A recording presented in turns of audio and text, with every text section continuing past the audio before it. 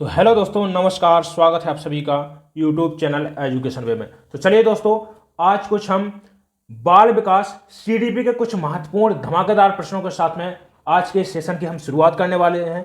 दोस्तों, जो भी भाई बहन सीटेट एग्जाम देने जा रहे हों, यदि यूपी टेट दे रहे हों, सुपर टेट में हिस्सा लेने जा रहे हों, या फिर कोई भी शिक्षक भर्ती से संबंधित एग्जाम में भाग ले रहे हों जिसमें बाल विकास का महत्वपूर्ण प्रश्न पूछा जाता हो, तो दोस्तों वीडियो को आपको ध्यान से जरूर देखना है। यह सेशन आपके एग्जाम के लिए वेरी इंपॉर्टेंट है, बहुत ही महत्वपूर्ण है। तो बिल्कुल एक एक प्रश्न को आप अच्छे तरीके से देखते चलिएगा और साथ में आपको कमेंट जरूर करते चलना है।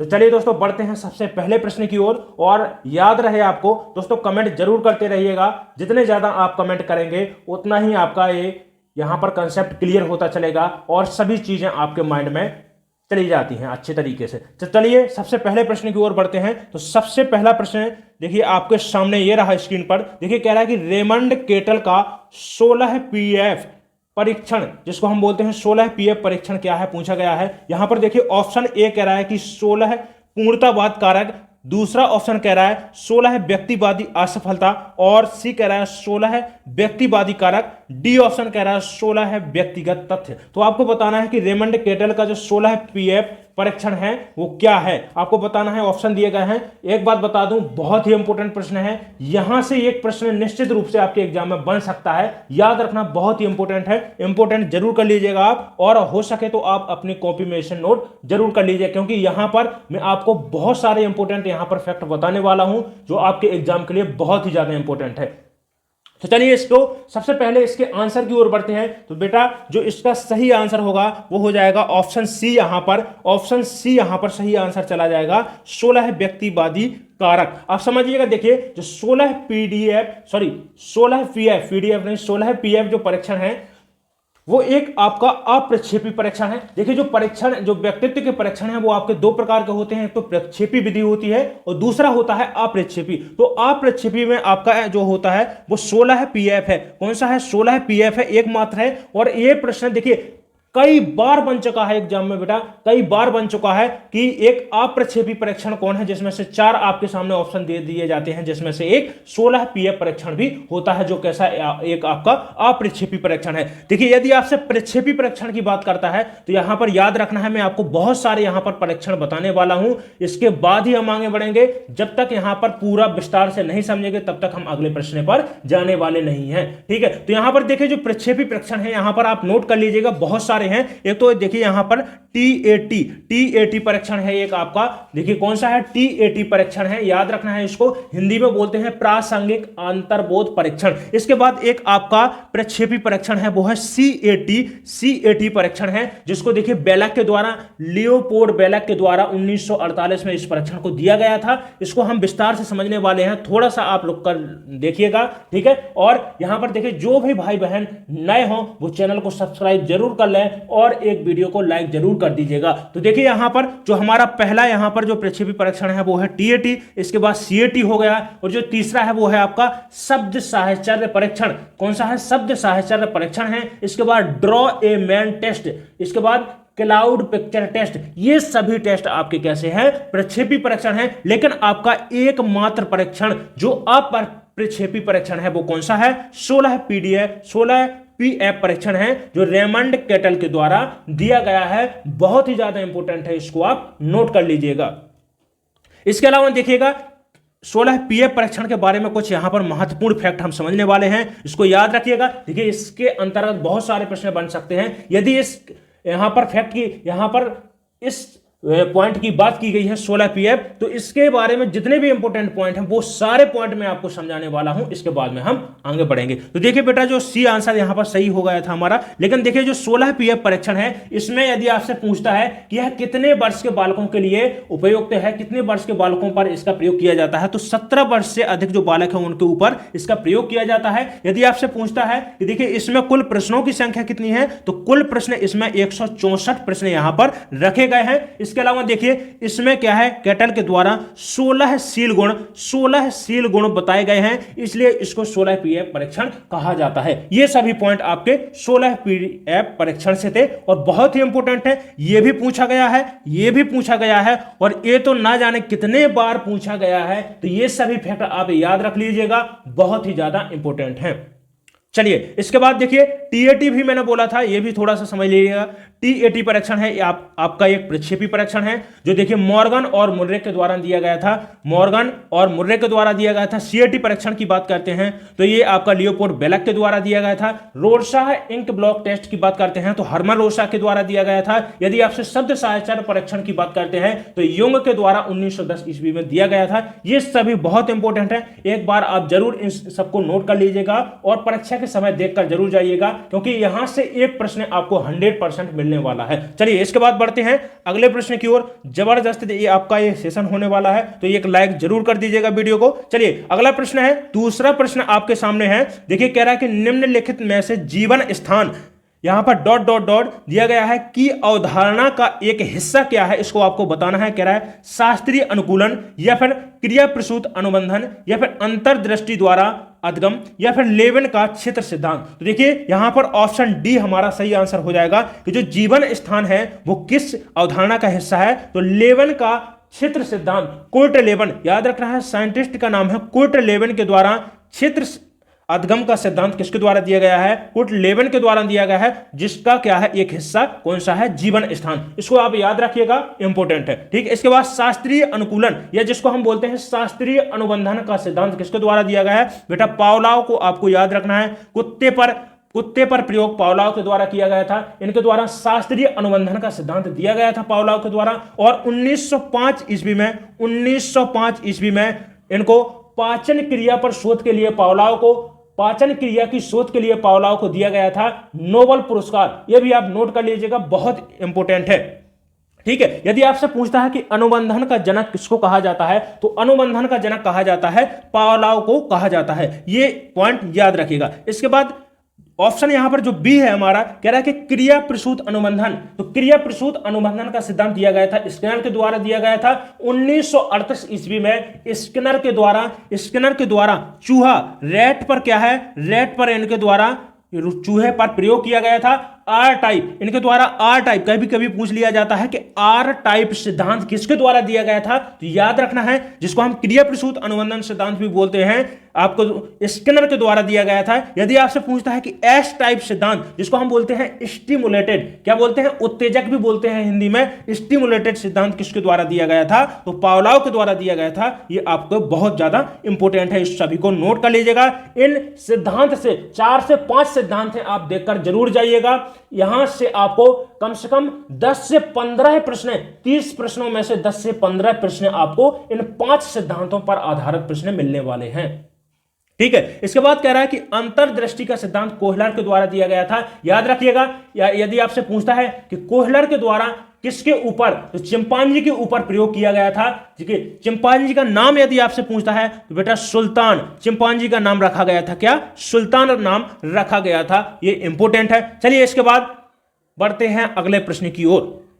चलिए अगला प्रश्न है, यहां पर देखिए प्रश्न दिया गया है, इंपॉर्टेंट प्रश्न है, बिल्कुल कमेंट जरूर कर दीजिएगा कि इसका सही आंसर क्या होगा।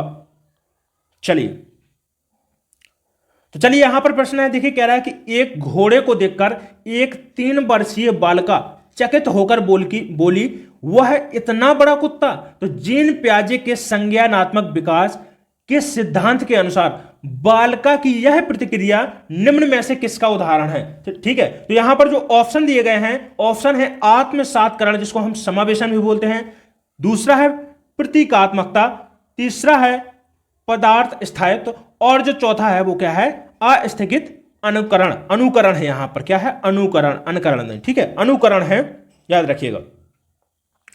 तो यहां पर आपको बताना है, देखिए एक घोड़ा है, एक बालिका है, पहले समझिएगा। यहां पर एक 3 वर्षीय, यहां पर एक 3 वर्ष की बालिका है और वो क्या करती है कि घोड़े को देखकर क्या बोलती है, वह इतना बड़ा कुत्ता है। तो समझिएगा कह रहा है कि पियाजे के संज्ञानात्मक सिद्धांत के अनुसार बालिका की यह प्रतिक्रिया किसका उदाहरण है। तो समझिएगा यहां पर जो हमारा सही आंसर होगा वो क्या हो जाएगा, आत्मसातकरण। ऑप्शन ए के साथ में हमारा यहां पर सही आंसर चला जाएगा। अब बेटा यहां पर समझिएगा, देखिए जो आत्मसातकरण या जिसको हम समावेशन बोलते हैं क्या है पहले समझिएगा। और जो आत्मसातकरण है वो चाहे देखिए यूपी टेट हो, रीट एग्जाम हो, बिहार का कोई टीईटी एग्जाम हो, ठीक है, तो कोई सा भी शिक्षक भर्ती एग्जाम हो, यहां जो आपका जो प्याजे है यहां से निश्चित रूप से आपको यहां पर प्रश्न देखने को मिलेगा। तो ठीक है, समझिएगा इसको आत्मसातकरण होता क्या है। पहले देखिए जो आत्मसातकरण है, मान लीजिए कोई जो बालिका है उसके दिमाग में उसने कभी क्या है, एक कुत्ते को देखा है।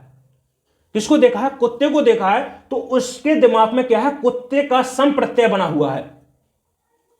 उसके दिमाग में संप्रत्यय क्या है, कुत्ते का एक चित्र बन गया है। ठीक है, दिमाग में एक क्या है, प्रतिलिपि हो गई है। तो उसके दिमाग में कुत्ते का एक चित्र बन गया है, जिसको इसके बाद में जब उसने घोड़े को देखा तो उसको लग रहा है कि भाई जैसे कुत्ते के 4 पैर थे और इस घोड़े के भी 4 पैर हैं, तो वो समझ रही है कि भाई ये भी एक क्या है, कुत्ता है।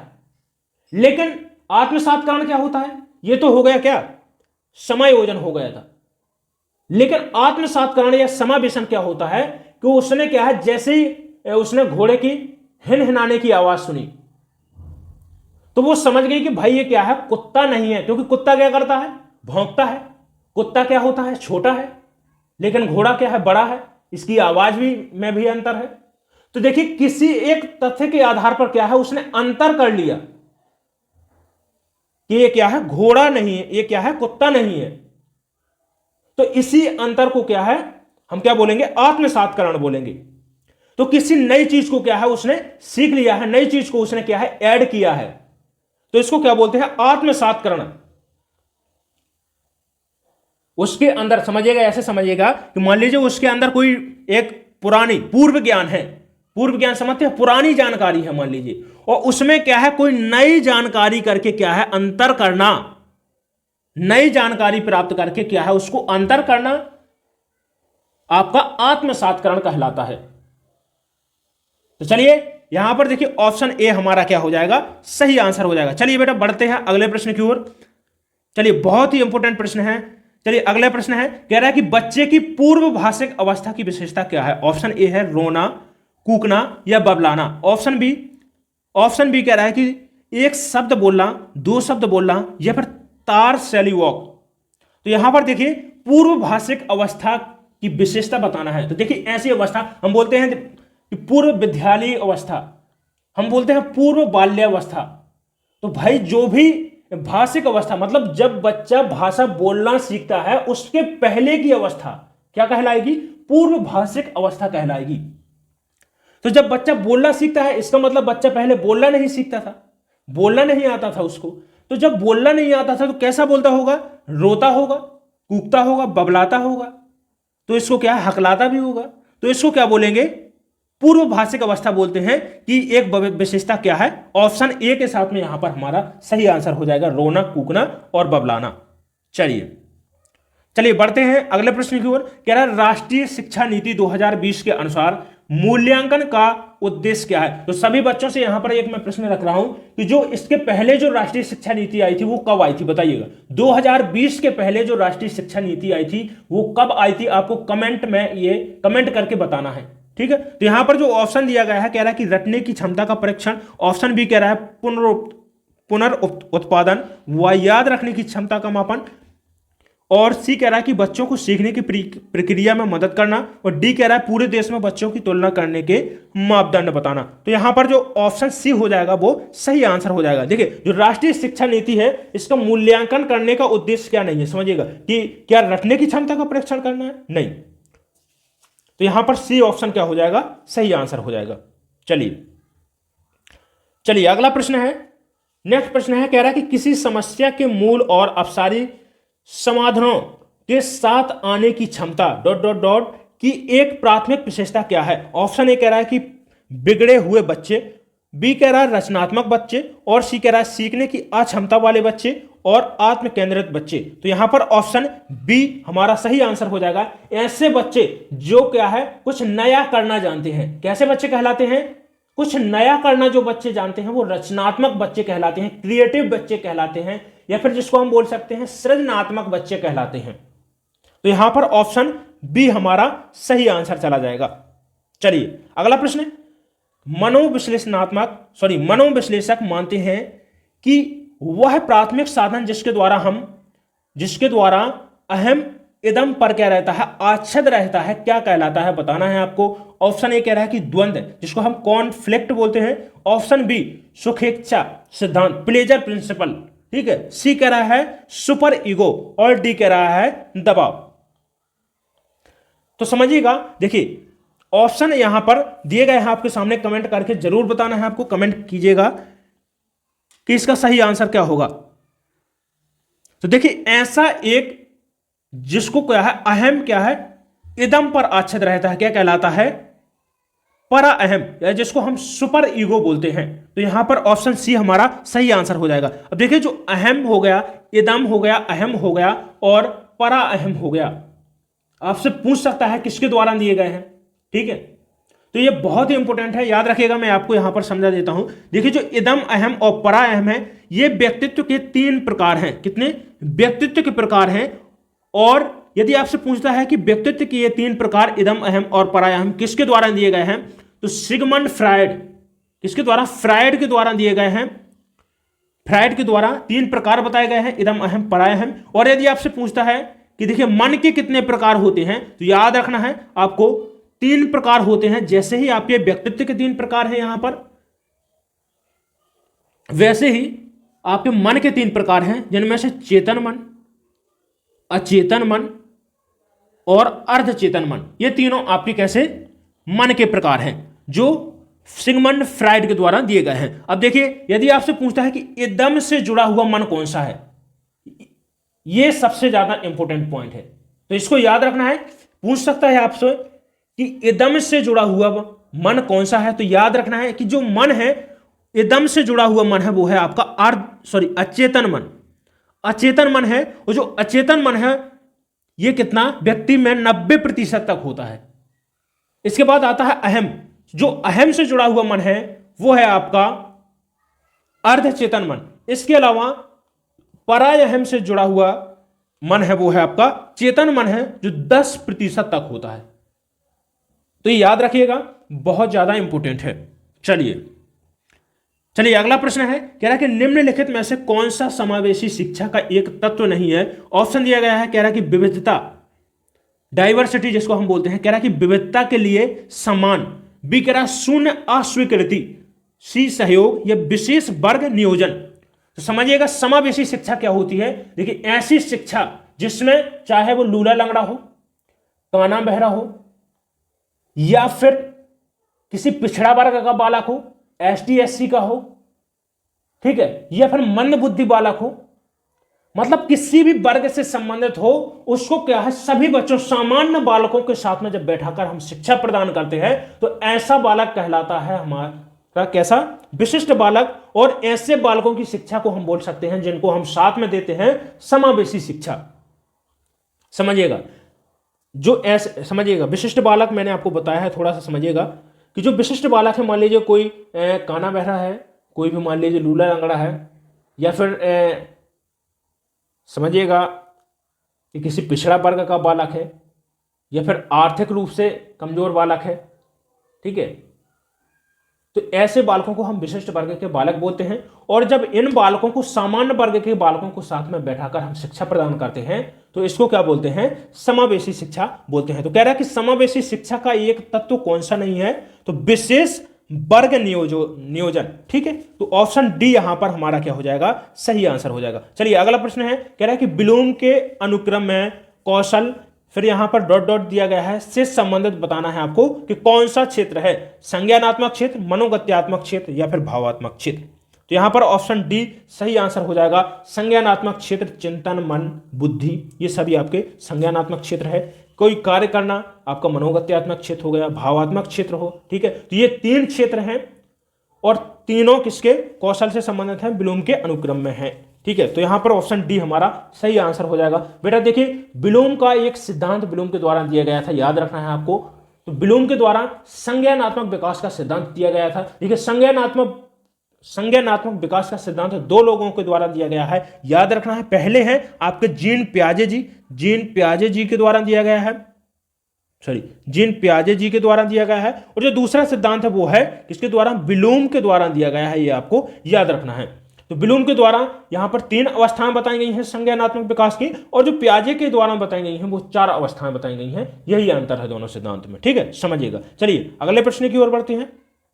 चलिए नेक्स्ट प्रश्न है, कह रहा है कि मूल्यांकन पद्धतियों का उद्देश्य क्या होना चाहिए। ऑप्शन ए कह रहा है कि योग्यता आधारित समूहों में विद्यार्थियों को विभाजित करना चाहिए।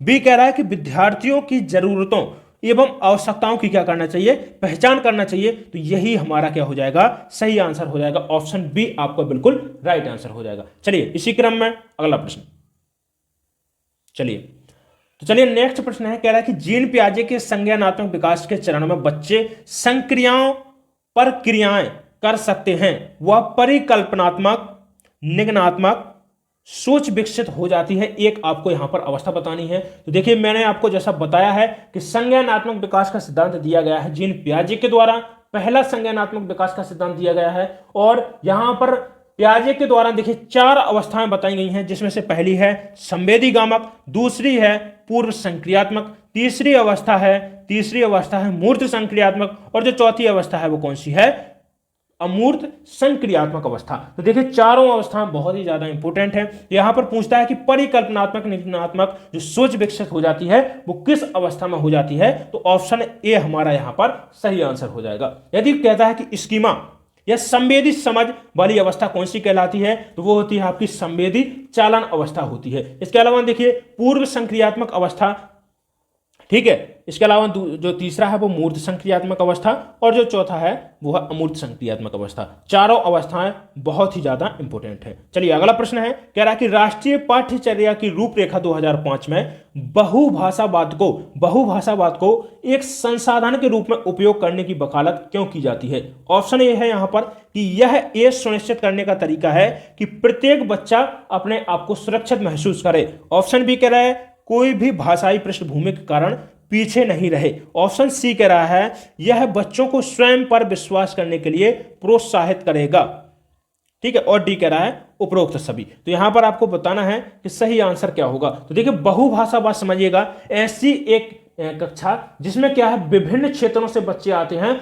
और देखिए जब वो विभिन्न क्षेत्रों से आएंगे तो अलग अलग भाषा बोलना भी जानते होंगे। मान लीजिए कोई बच्चा है एक स्कूल में आया हुआ है जो कहां से है, तमिल से है, कोई बच्चा मान लीजिए आपका पश्चिम बंगाल से है, कोई बच्चा मान लीजिए आपका उत्तर प्रदेश से है, मान लीजिए कोई बच्चा आपका कहां से जम्मू कश्मीर से है। तो जो चारों पांचों जो भी बच्चे हैं उनकी क्या है, जब वो एक ही स्कूल में है मान लीजिए, तो उनकी क्या है भाषा भी तो अलग अलग होगी ना। तो ऐसी कक्षा जहां पर विभिन्न स्थानों से बच्चे आए हुए हैं उनकी क्या है भाषा भी तो अलग अलग है ना। तो जब भाषा अलग अलग होगी तो ऐसी कक्षा को हम बोलते हैं बहुभाषावाद कक्षा। और ऐसी कक्षा को क्या है टीचर्स को क्या है एक संसाधन के रूप में देखा जाना चाहिए, ना कि क्या है इसे एक कोई हानिकारक क्लास के रूप में देखा जाना चाहिए, ठीक है। तो यहां पर जो हमारा सही आंसर हो जाएगा समझिएगा,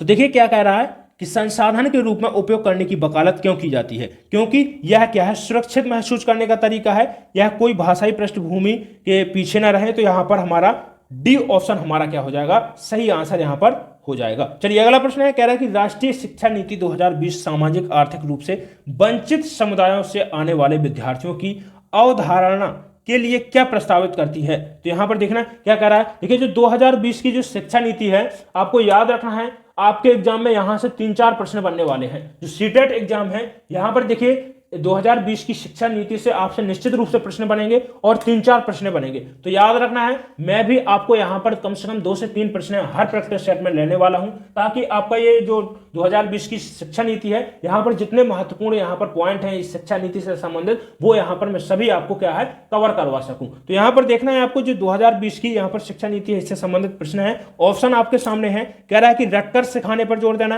या पाठ्यचर्या या मूल्यांकन का मानकीकरण, या फिर संदर्भित और अर्थपूर्ण पाठ्यचर्या, और डी कह रहा है कि प्रदर्शन उन्मुख परीक्षण। तो यहां पर देखिए ऑप्शन यहां पर सी हमारा सही आंसर हो जाएगा कि क्या है अर्थपूर्ण शिक्षा देने से संबंधित होना चाहिए। तो यहां पर ऑप्शन सी हमारा सही आंसर हो जाएगा। चलिए अगला प्रश्न आपके सामने, देखिए कह रहा है कि अध्यापिका ने ध्यान दिया कि पुष्पा अपने आप किसी एक समस्या का समाधान नहीं कर सकती, फिर भी वह एक वयस्क या साथी के मार्गदर्शन की उपस्थिति में ऐसा करती है। इस मार्गदर्शन को क्या कहते हैं बताइएगा। तो समझिएगा, ऑप्शन यहां पर दिया गया है, कह रहा है कि पूर्व क्रियात्मक चिंतन या फिर समीपस्थ विकास का क्षेत्र, हम जिसको बोलते हैं ZPD, zone of proximal development. ठीक है, तीसरा है सहारा देना, याद रखना है सहारा देना, और चौथा है पार्श्वकरण। तो देखिए जो सहारा देना है यहां पर ऑप्शन तीसरा हमारा क्या हो जाएगा, सही आंसर हो जाएगा। देखिए कोई बच्चा को क्या है जब हम थोड़ा सा मदद करते हैं, उसको सहारा देते हैं, उसका सहयोग करते हैं, तो इसको क्या है शिक्षा में आपका कहलाएगा सहारा देना, या फिर जिसको हम बोलते हैं पाड़, एक नाम आपने जरूर सुना होगा पाड़, या फिर बोलते हैं ढांचा। ये अलग अलग नाम है और इनसे एक प्रश्न जरूर बना है। ये 3 पॉइंट है यहां पर, एक आपको जेडपीडी हो गया जिसको हम जोन ऑफ प्रोक्सिमल डेवलपमेंट बोलते हैं, और एक हो गया पाड़। ये प्रश्न निश्चित रूप से आपको यहां पर एक प्रश्न मिलेगा। तो देखिए जो जेडपीडी है, समझिएगा जेडपीडी क्या होता है, जब बच्चा देखिए अपने आप कोई काम कर लेता है, समझिएगा जब कोई बच्चा अपने आप कोई काम कर लेता है और जब किसी व्यक्ति के सहयोग से काम करता है, तो उनके बीच का जो अंतर होता है, मतलब खुद से कोई बच्चा काम करना जानता है और जब किसी के सहयोग के साथ में काम करना जानता है, तो उसके बीच का जो अंतर होता है उसको बोलते हैं जेडपीडी। ये आपको याद रखना है। समीपस्थ विकास का क्षेत्र बोलते हैं, और पाड़ या ढांचा किसको बोलते हैं, सहयोग देना। ठीक है, चलिए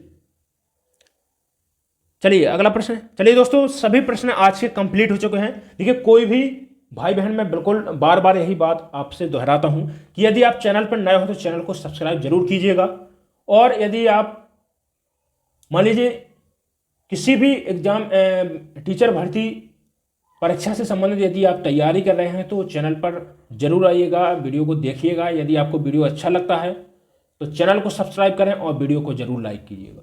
ठीक है, और इसके बाद मिलते हैं चलिए अगले वीडियो में, तब तक के लिए धन्यवाद।